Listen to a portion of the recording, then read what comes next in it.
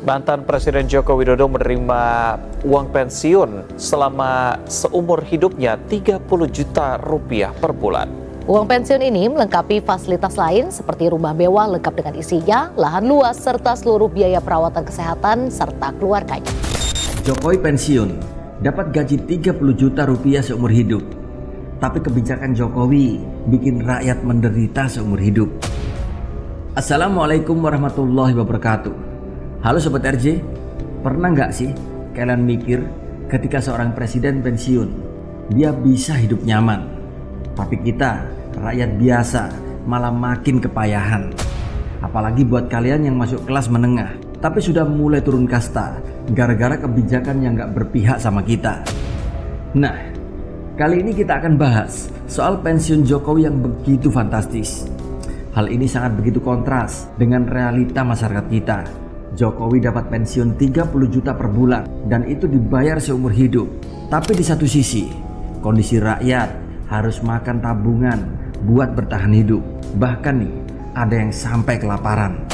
Jadi gini sob, per hari ini 20 Oktober 2024, Pak Jokowi pun resmi pensiun. Selama ini beliau sering bilang bahwa kalau nggak jadi presiden, beliau cuma mau jadi rakyat biasa yang tinggal di kampung halaman yaitu Solo. Tapi tunggu dulu sob, rakyat biasa yang satu ini ternyata beda loh. Jokowi bakalan terima uang pensiun sebesar 30,2 juta rupiah per bulan. Uang pensiun itu belum termasuk tunjangan lain seperti tunjangan rumah mewah, mobil dinas, dan biaya hidup seperti listrik, air, telepon, sampai perawatan kesehatan untuk dirinya dan keluarganya. Bayangin, itu mah bukan rakyat biasa lah.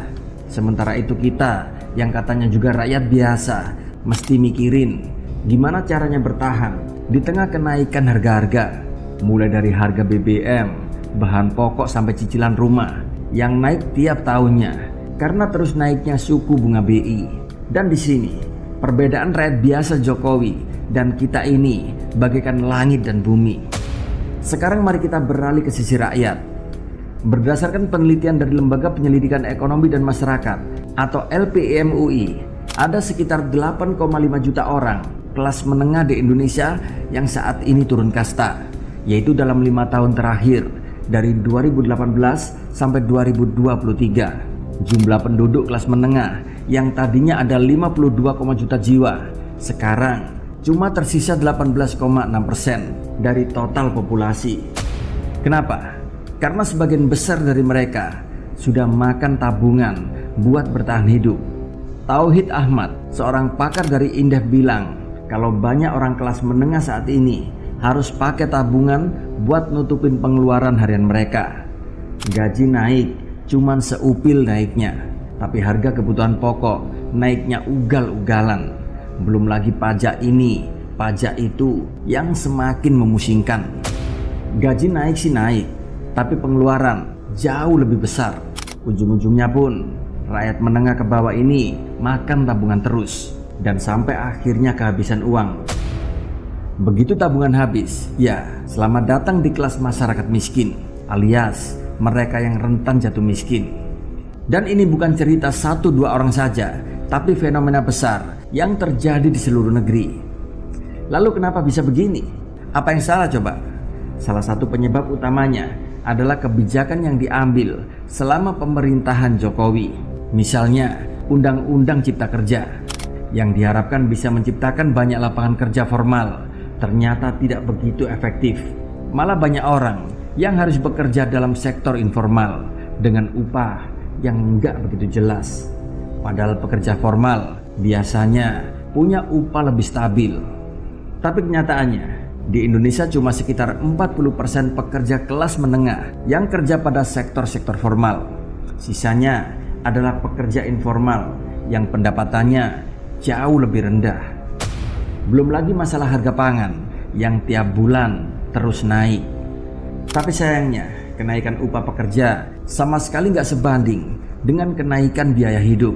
Harga bahan pokok naik, cicilan rumah naik, biaya sekolah anak-anak naik, tapi upah ya cuma naik sedikit. Jadi gak heran banyak dari kita yang hidup dengan istilah lebih besar pasak daripada tiang. Bahkan Bima Yudhistira dari Celeos juga bilang kalau tingginya suku bunga saat ini menjadi salah satu faktor penting yang bikin rakyat makin sengsara. Biaya cicilan naik, pinjaman modal usaha naik bunganya. Tentu saja hal ini semakin memberatkan masyarakat dan ujung-ujungnya makin banyak rakyat yang harus makan tabungan buat nutup kebutuhan sehari-hari. Tabungan habis, terpaksa deh mereka turun kasta. Sekarang mari kita lihat perbandingannya. Di satu sisi, Jokowi sebagai mantan presiden yang hidup nyaman dengan uang pensiun puluhan juta dan fasilitas serba mewah, rumah besar, mobil dinas, dan segala macam tunjangan, siap menemani hari-hari tuanya. Sementara di sisi lain, akibat kebijakan yang tidak pro rakyat, rakyat biasa harus terus berjuang buat bertahan hidup. Dan berdasarkan data, ada 8,5 juta orang kelas menengah saat ini turun kasta. Dan ini bukanlah sebuah angka kecil. Dan ini baru hitungan yang terdokumentasi. Berapa banyak lagi coba orang yang gak tercatat tapi merasakan hal yang serupa? Jadi di sini gak heran kalau banyak orang sekarang ini merasa bahwa Jokowi pensiun, tapi penderitaan rakyat masih terus saja berlangsung. Dan yang sering menjadi pertanyaan saat ini adalah, kapan ya penderitaan rakyat juga bisa pensiun? Nah, Sobat RJ semuanya, dalam situasi yang sulit ini, di sini kita perlu lebih cerdas dalam mengatur keuangan. Kalau kalian masih punya tabungan, jangan buru-buru deh dipakai buat hal-hal yang gak penting. Prioritaskan dulu kebutuhan utama seperti makan, pendidikan, serta kesehatan. Dan jangan terlalu bergantung sama kebijakan pemerintah yang kadang bikin kita lebih sengsara.